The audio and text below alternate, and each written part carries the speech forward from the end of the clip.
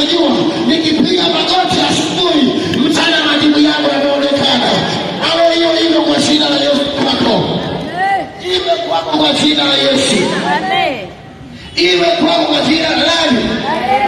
Nasema hivi, haijalishi wanapanga nini juu ya maisha yako, wanapanga nini juu ya uzao wako. Kama mtumishi wa Bwana asubuhi ya leo ninatamka ya kwamba ile jeshi la malaika lililomzingira Yesu toka amezaliwa mpaka anaingia kaburini likuzingire katika jina la Yesu, likuatamie kwa jina la Yesu, likuonekanie kwa jina la Yesu, likupiganie katika jina la Yesu.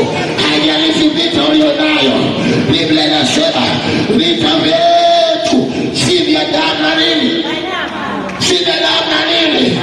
Hatutaki kuingia mwilini, tunataka kuingia rohoni zaidi. Huko huko wanapoanzia, huko huko wanapokwenda, huko huko wanapopiga